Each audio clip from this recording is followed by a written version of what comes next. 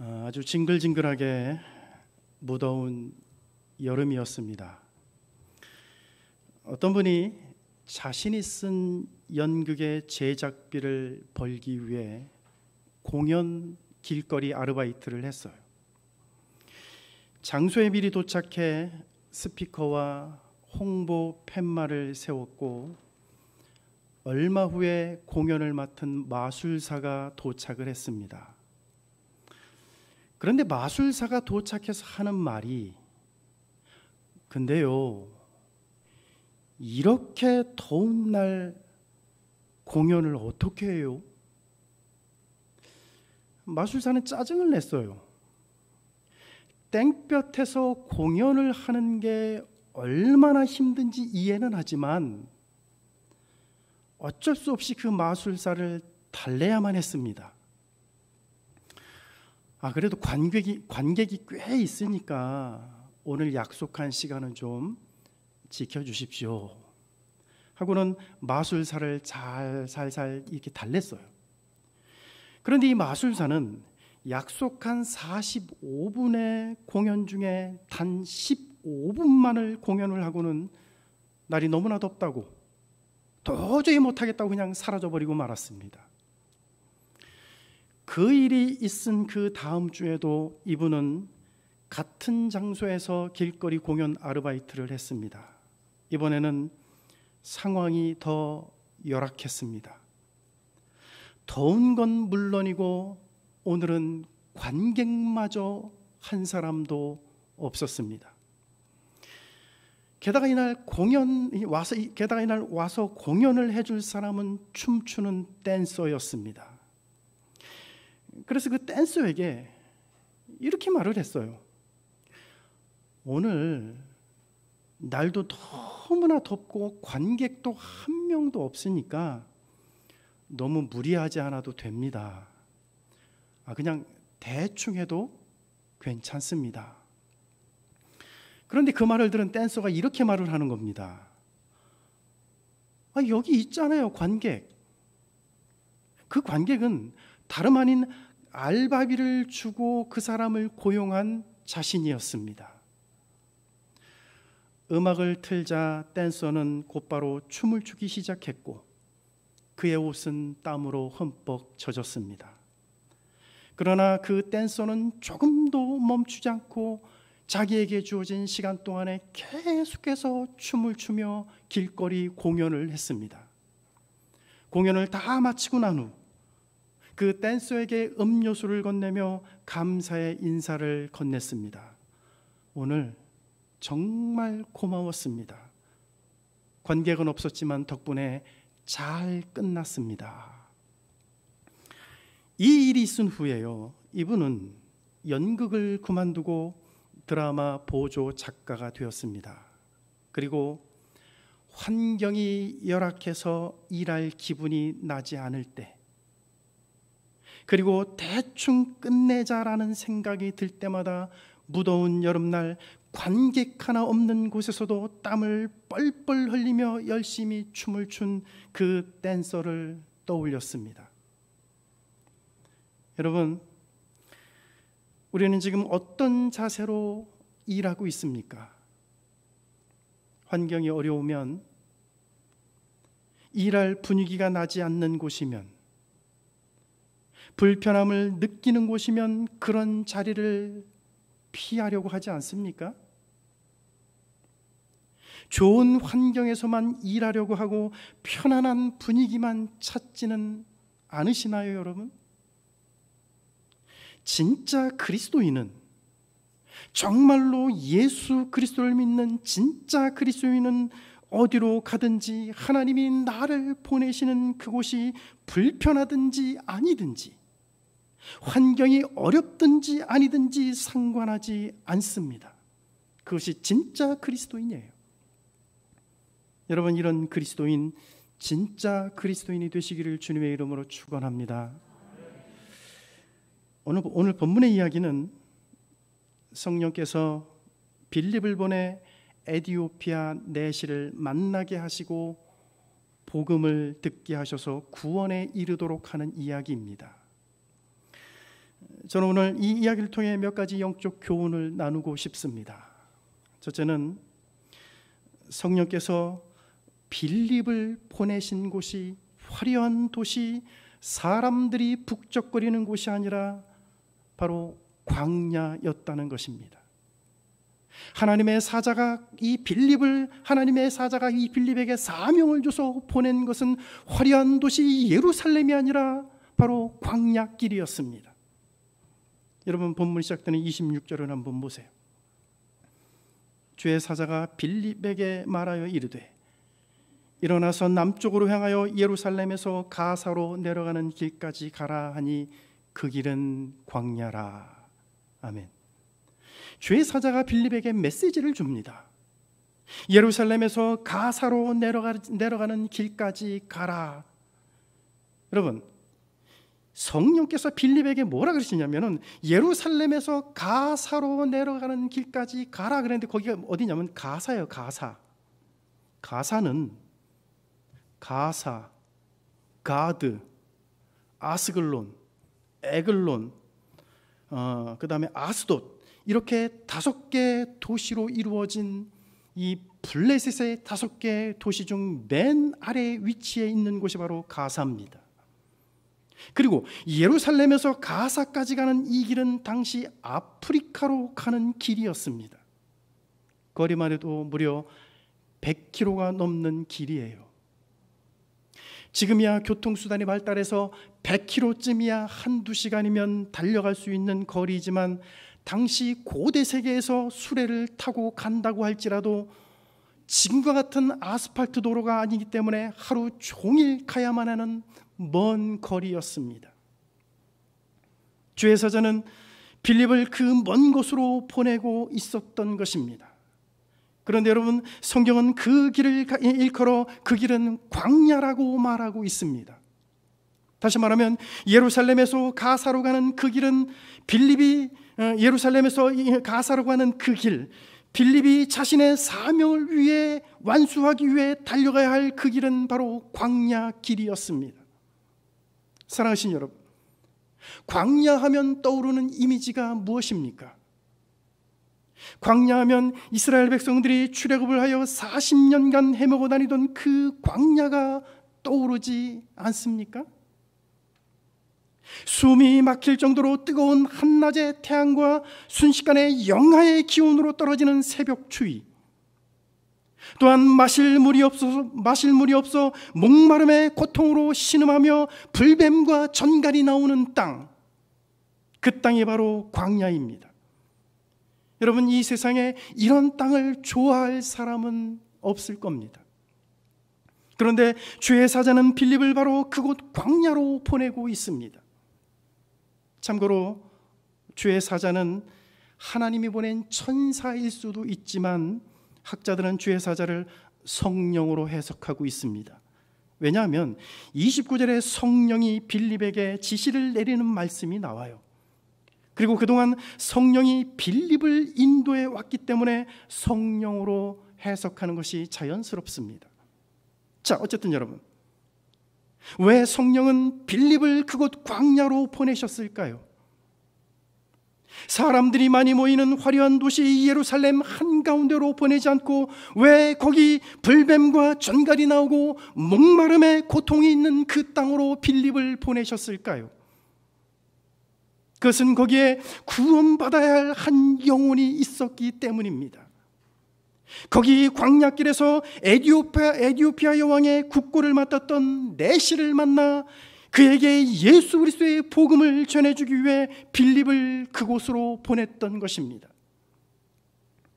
여러분, 우리는 가끔 나 자신에게 이렇게 말할 때가 있어요. 왜 맨날 내가 가는 곳은 힘들고 어려운 곳인지 모르겠다. 여러분, 우리 스스로에게 그런 말을 한 적이 없습니까? 우리 자신에게 여러분 그런 말을 하지 않습니까? 왜 맨날 내가 가는 곳은 왜 다 힘이 들고 어려운 곳인지 모르겠다. 왜 내가 가는 곳은 모든 것이 다 엉망이고 제대로 된 것이 없냐고. 내가 만나서 대화하고 내가 만나서 함께 일하는 사람들은 도무지 양심도 없는 사람들 뿐이고, 심지어 그들 중에는 불의하고 악한 사람들이 너무나 많다고. 여러분, 정말 그렇게 말할 때가 있고 지금도 그렇게 생각하십니까? 그렇다면 여러분, 하나님이 여러분을 영적인 광야로 보내고 계십니다. 그곳에 예수 그리스도의 복음을 들어야 될 영혼이 있기 때문에 나를 그곳으로 보내는 것입니다. 따라서 왜 나를 광야와 같은 세상, 광야와 같은 직장, 광야와 같은 학교, 광야와 같은 교회로 보냈냐고 불평하지 마시기를 바랍니다. 하나님이 빌립을 통해 한 사람의 영혼을 구원하셨듯이 하나님 오늘 여러분을 통해 한 영혼을 구원하시기를 원하고 계십니다. 여러분, 성경을 보세요. 하나님의 손에 붙들려 쓰임받았던 성경의 위대한 인물들을 한번 보시기 바랍니다. 모세를 보고 이사야를 보고 예레미야를 보시기 바랍니다. 바울을 보고 빌립을 보시기 바랍니다.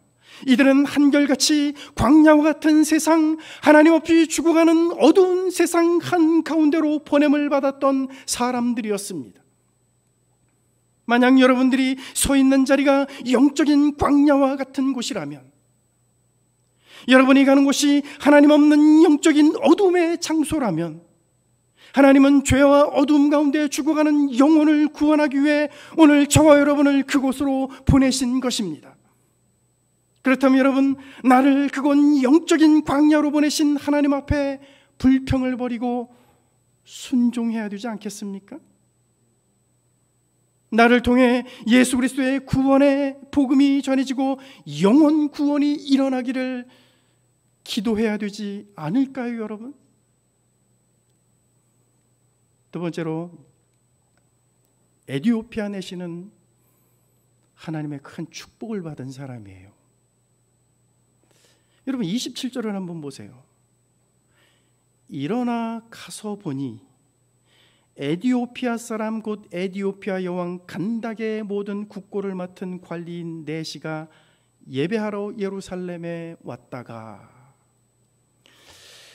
여기 에디오피아 여왕 간닥이라고 하는 말은요, 여왕의 이름이 간닥이라는 말이 아니고 에디오피아 왕가의 칭호가 간닥이라는 말이에요.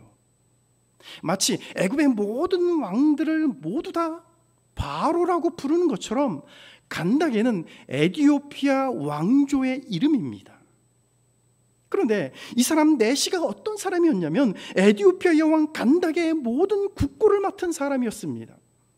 그러니까 지금과 비교를 한다면 이 사람은 재무부 장관에 해당하는 고위 공직자였습니다. 그런데 이 사람은 안타깝게도 네시였습니다. 신명기 23장 1절에 보면 네시는 여호와의 총회에 들어오지 못하도록 하는 규정이 있어요. 그러니까 이 사람은 신명기 율법대로 하면 하나님의 백성이 될 수 없는 사람이에요. 게다가 이 사람은 아프리카 에디오피아 출신입니다. 그래서 학자들은 이 사람을 흑인으로 보고 있어요. 유대 민족이 아닌 아프리카 흑인이 어떻게 하나님의 백성이 되었는지 정말로 놀라울 뿐입니다. 그런데 이 사람이 예루살렘에 예배하러 왔습니다. 저 멀리 아프리카 에디오피아 땅에서 예루살렘까지 하나님을 예배하기 위해 먼 거리를 달려왔습니다. 하지만 이 사람은 예루살렘 성전에 들어가지는 못했을 것입니다.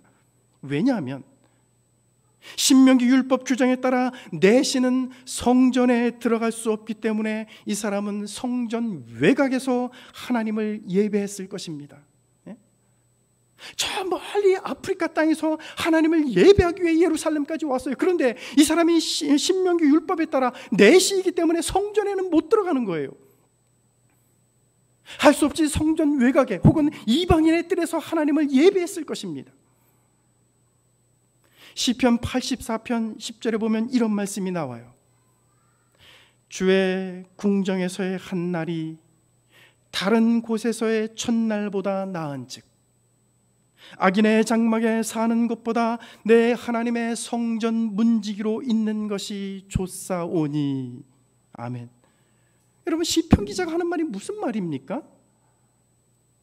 하나님의 궁전에서 하루를 사는 것이 다른 곳에서 천날을 사는 것보다 낫고, 악인의 장막에서 사는 것보다 차라리 하나님의 성전 문지기로 있는 것이 더 좋다는 거 아닙니까? 비록 하나님의 성전 문지기일지라도 그것이 악인의 장막에서 떵떵거리며 사는 것보다 더 큰 축복이라는 거예요. 그렇다면 여러분, 비록 성전 안에는 들어가지 못한다 할지라도 성전 외곽에서라도 하나님을 예배하는 에디오피아 내시는 축복받은 사람 아닙니까?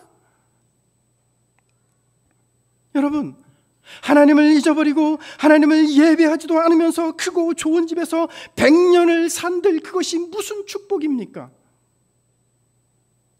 하나님을 예배하지도 않으면서도 자기가 하는 일이 술술 잘 풀리는 것을 여러분 축복이라고 말할 수 있을까요, 여러분? 단 하루를 살아도 하나님 성전의 문지기로 사는 것이 더 큰 축복입니다. 여러분, 이것을 잊지 마시기를 바랍니다. 자, 그런데 에디오피아 내시에게는 정말로 놀라운 축복이 두 가지가 있었어요. 여러분, 이 사실을 오늘 우리가 기억해야 됩니다. 이 에디오피아 내시에게는 정말로 놀라운 축복 두 가지가 있었는데, 하나는 뭐냐면 그가 성경을 가지고 있었다는 겁니다. 여러분, 이 사람이 성경을 가지고 있었어요. 여러분, 28절을 한번 보세요. 돌아가는데 수레를 타고 선지자 이사야의 글을 읽더라. 아멘.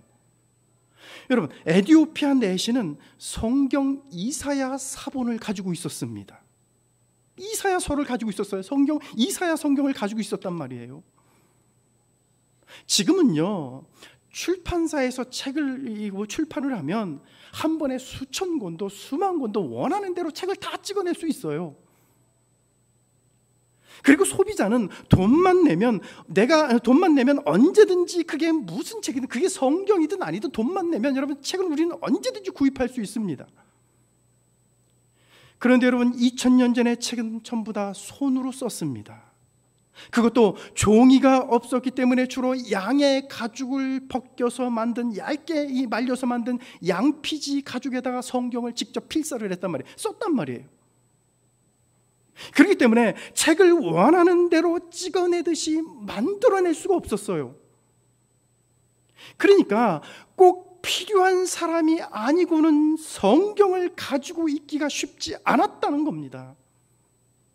우리처럼 모든 사람들이 성경을 다 가지고 있지 않았어요.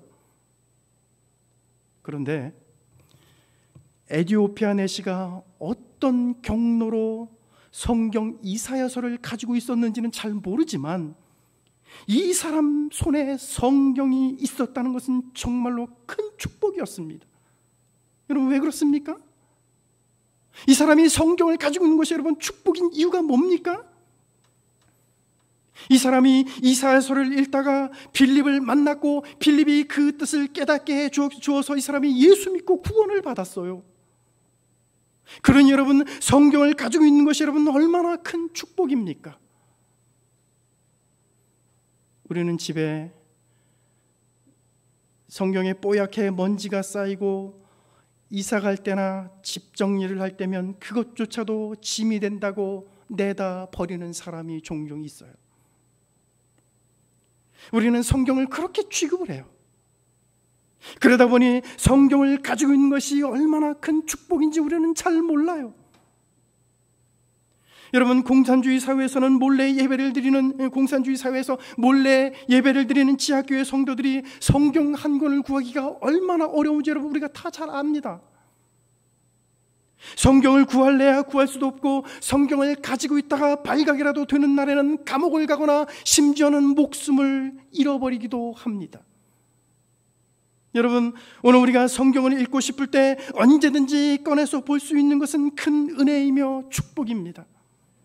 그런데 이 큰 축복이 지금 내 옆에 있고 각 가정마다 있는데도 그 은혜와 축복을 내 것으로 삼지 못하고 있다는 것은 매우 안타까운 일이에요. 여러분 방에 여러분, 가방에 있는 성경을 꺼내 읽으십시오. 이 예언의 말씀을 읽는 자와 듣는 자와 이를 지켜 행하는 자가 복이 있다고 했습니다. 성경을 가까이 하시길 바랍니다.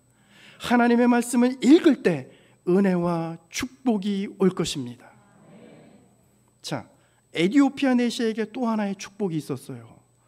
그게 뭐냐면 여러분, 하나님이 빌립을 보내셔서 그가 읽으면서도 깨닫지 못하는 이사야 본문의 의미를 가르쳐 줬어요.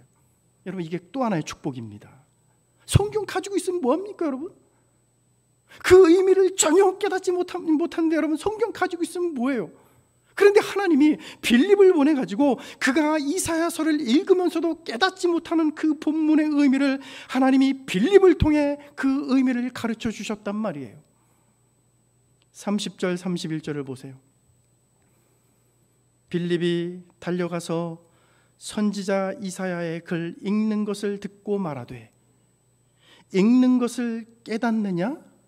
대답하되 지도해 주는 사람이 없으니 어찌 깨달을 수 있느냐 하고 빌립을 청하여 수레에 올라 같이 앉으라 하니라. 아멘. 에디오피아 내시는 이사야의 글을 읽었지만 말씀의 의미를 알 수가 없었습니다. 그래서 하는 말이 이 에디오피아 내시가 뭐라 그러냐면 이렇게 말을 해요. 지도해 주는 사람이 없으니 어찌 깨달을 수 있느냐. 이 말씀의 의미를 가르쳐주는 사람이 없는데 내가 이걸 어떻게 아느냐. 그렇게 말을 해요 여러분.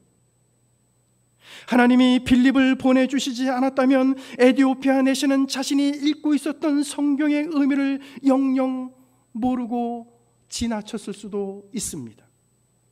그런데 하나님께서 빌립을 보내주셔서 그가 읽으면서도 모르던 본문의 의미를 가르쳐 깨닫게 해주셨습니다.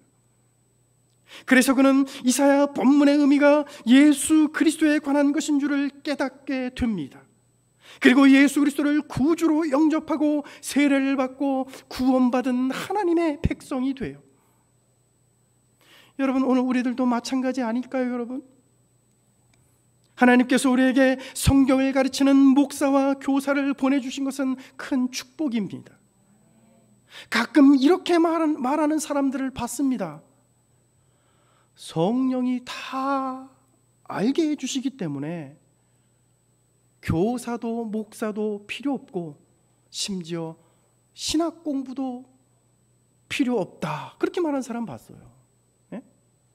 어떤 분이 저한테 그런 말을 하더라고요. 제 여동생 친구인데 그 여동생 친구의 아버지도 목사님이에요. 그런데 어느 날 저한테 와서 이렇게 얘기를 해요. 아니, 성령께서 모든 걸 다 가르쳐 주는데 왜 목사님이 필요합니까? 우리가 성경 보면 성령께서 다 알려주는데 왜 신학 공부는 뭐하러 합니까? 저한테 그런 얘기를 하더라고요. 저는 그런 얘기하는 사람들을 가끔 이렇게 본 적이 있어요. 여러분, 정말로 그렇습니까? 성경을 읽으면 성령님이 모든 걸 다 알게 해주시기 때문에 목회자도 교사도 필요 없다고 생각합니까 여러분? 만약 그 말이 맞다면 에디오피아 내시에게 빌립을 보낼 필요가 있었을까요? 그냥 성령께서 다 가르쳐 주시면 되잖아요. 성경에 보면 여러분, 바울도 예수님도 회당에 들어가실 때마다 하나님의 말씀을 가르치셨습니다. 하나님의 말씀을 가르치는 사람이 필요 없다면, 오직 성령의 깨달음으로만 모든 것이 가능하다면 여러분, 예수님이 회당에 들어가실 때마다 하나님의 말씀을 가르칠 필요가 있으셨겠습니까? 우리는 성경에 탁월한 신학자들과 교사들과 목회자들을 통해 성경의 가르침과 내용을 배울 때가 많습니다. 하나님은 그들을 통해 성경의 깊이와 넓이를 가르치도록 하셨습니다. 갈라디아서 6장 6절에 보면 이런 말씀이 나와요. 가르침을 받는 자들은 말씀을 가르치는 자들과 모든 좋은 것을 함께 하라. 말씀을 가르치는 자들이 필요 없다면 여러분, 이런 말씀 주셨겠습니까? 마태복음 28장 19절 20절에 보면 그러므로 너희는 가서 모든 민족을 제자로 삼아 아버지와 아들과 성령의 이름으로 세례를 베풀고 내가 너희에게 분부한 모든 것을 가르쳐 지키게 하라. 주님이 명령하십니다. 예수님도 분명하게 가르쳐 지키게 하라고 말씀하십니다. 여러분, 오늘 우리에게 성경을 가르치는 목회자와 교사가 있다는 것은 큰 은혜이며 그것은 축복입니다. 내시는 그 축복을 받은 사람이에요. 세 번째로, 내시는 빌립을 2번 다시 보지 못했습니다. 여러분 39절을 보세요. 둘이 물에서 올라올세 주의 영이 빌립을 이끌어 간지라. 내시는 기쁘게 자기 길을 가므로 그를 다시 보지 못하니라. 아멘. 둘이 물에서 올라왔다는 말은요, 빌립이 내시에게 세례를 줬다는 얘기예요. 여러분, 세례가 뭐냐면 예수를 구주로 고백하고 그리스도인이 되었다고 하는 상징적 그런 의식이 바로 세례입니다. 세례를 받지 않았다고 해서 구원받지 못하는 것은 아니에요. 그러나 세례는 하나님과 사람 앞에서 내가 예수를 구주로 고백하고 그리스도인이 되었다는 공개적인 선언이며 하나님의 백성임을 스스로 천명하는 의식입니다. 에디오피아 내시는 그렇게 세례를 받고 그리스도인이 되었습니다. 자, 그런데 그 다음에 나오는 말이 우리를 놀라게 해요. 그 다음에 나오는 말이요, 물에서 올라온 후에 성령이 빌립을 이끌어 갔다 그래요. 세례를 받고 물에서 이렇게 다 올라왔는데 그 이후에 성령이 빌립을 이끌어 가요. 그런데 여러분, 여기 이끌어 갔다고 하는 이 말이 있잖아요. 헬라어 성경에 보면 하르파조라고 하는 말이에요. 이게 무슨, 영어로 번역하면 스네치 됐다는 말이에요. 스네치, 확 낚아채 갔다는 말입니다. 성령께서 빌립을 확 낚아채 가듯이 어디론가 데려갔다는 얘기예요. 그래서 내시는 그 이후로 빌립을 2번 다시 보지 못합니다. 여러분, 빌립과 내시는 일평생 단 한 번 만난 사이였습니다. 그것도 길을 가다가 잠시 만난 사이였습니다. 그런데 일평생 단 한 번 만난 빌립이란 사람 때문에 에디오피아 내시의 운명이 바뀌게 되었습니다. 아주 잠깐 단 한 번 만난 사람이 내시의 운명을 바꾸고 영혼의 미래를 바꾸어 놓았습니다. 빌립은 단 한 번의 만남으로 내시의 영혼과 그의 미래의 운명을 바꾸어 놓은 사람이었습니다. 그런데 그가 그렇게 할 수 있었던 것은 그의 배후에 성령이 있었기 때문이었습니다. 빌립은 성령의 인도와 지시를 따라 예루살렘에서 가사로 내려가는 길로 내려왔고, 성령의 지시를 따라 에디오피아 내시에게 다가가 이사야 성경의 말씀을 풀어 가르쳐 줬습니다. 사랑하신 여러분, 성령의 인도와 지시를 받으며 사는 사람은 이렇게 살 수 있습니다. 성령의 인도에 순종하며 사는 사람, 성령의 지시를 따라 사는 사람은 이런 경험을 할 수 있어요. 성령의 지시와 인도를 받는 사람은 다른 사람의 영혼을 바꾸어 놓을 수 있으며, 단 한 번의 만남, 짧은 순간의 만남으로도 상대방의 인격과 삶을 송두리째 바꾸어 놓을 수 있는 엄청난 영향력을 끼칠 수 있습니다. 그렇다면 오늘 여러분들은 지금까지 어떻게 살아왔습니까? 지금까지 단 한 사람이라도 다른 사람의 인격과 삶을, 그리고 다른 사람의 영혼을 변화시키고 송두리째 바꾸어 놓은 적이 있습니까, 여러분? 그런 거룩한 영향력을 끼치며 살아온 일이 있나요, 여러분? 그저 의미 없이 왔다 갔다 시간만 허비하는 그런 인생을 살지 마시길 바랍니다. 단 한 번을 만나도 삶을 송두리째 바꿔 놓을 만큼 거룩한 영향력을 끼치는 사람이 되시기를 바랍니다. 최근에 TV와 유튜브에 보면 젊은이들이 가장 선호하는 최고의 인기 강사 한 사람이 있습니다. 여러분, 존 리라고 하는 사람 들어보셨습니까? 이 사람은 메리츠 투자회사 대표입니다. 이 사람이요, 부자 되는 법이라는 주제로 강의를 하면서 지금 엄청난 인기몰이를 하고 있어요. 작년부터. 부자 되는 법. 수많은 젊은이들이 그의 강의에 열광하며 그의 강의를 듣고 인생의 방향을 송두리째 바꾸고 있습니다. 수많은 대학가의 초청을 받아서 이 사람이 부자 되는 법을 강의하면요, 엄청나게 많은 젊은이들이 그의 강의를 듣기 위해 몰려들고 그 강의를 듣고 자신의 인생의 방향을 바꿔요. 그런데 안타깝게도 강의의 내용은 다 주식에 투자라는 겁니다. 차도 사지 말고 시계도 사지 말고 심지어 커피도 마시지 말라 그래요. 그 사람 강의는 그래요. 커피를 왜 마시냐는 거예요. 한 잔에 5,000원짜리 하는 커피를 왜 사서 마시냐고. 그 돈으로 주식을 사세요. 그 사람 계속 그런 강의를 합니다. 그리고 그 돈으로 주식을 사서 죽을 때까지 그 주식을 가지고 있어라. 그리고 후손에게 그것을 물려주라. 그러면 당신도 부자가 될 수 있다. 그 사람의 모든 강의의 내용은 딱 그거예요. 그리고 그는 돈이 인생의 전부라고, 돈이 곧 행복이라고 대놓고 강의를 하고 있습니다. 그 사람이 너무나 유명해서 제가 그 사람 강의를 한번 들어봤어요. 도대체 왜 이 사람한테 젊은이들이 이렇게 열광하는가? 근데 대학가에 가서 강의를 하는데 딱 첫 질문이 이겁니다. 여러분 행복하십니까? 그랬더니 대학생들이 행복하지 않다 그러니까 이분이 이렇게 말을 해요. 여러분이 행복하지 않은 건 돈이 없기 때문입니다 그러더라고요. 저는 농담하는 줄 알았어요. 그랬더니 진심이에요. 여러분이 행복하지 않은 것은 돈이 없기 때문입니다. 돈으로 행복도 살 수 있습니다. 이렇게 얘기를 해요. 그러나 여러분, 삶의 목적이 돈이 아니라고 믿는 사람들, 이 땅에서의 삶이 전부가 아니고 영원한 천국을 바라보며 사는 사람에게는 그런 강의는 전도서 기자가 말한 것처럼 미련하고 헛된 것을 잡으려는 것뿐입니다. 미련한 거예요. 헛된 거예요. 여러분, 오늘 우리는 그렇게 살라고 부름받은 사람들이 아니에요. 그런 영향을 끼치며 살라고 부름받지도 않았습니다. 사랑하신 여러분, 단 한 번을 만나도 영혼을 변화시키는 사람이 되시기를 바랍니다. 상대방의 인격과 삶을 성경의 능력으로 송두리째 바꾸어 놓을 수 있는 사람, 그런 그리스도인이 되시기를 주의 이름으로 축원합니다. 기도하겠습니다.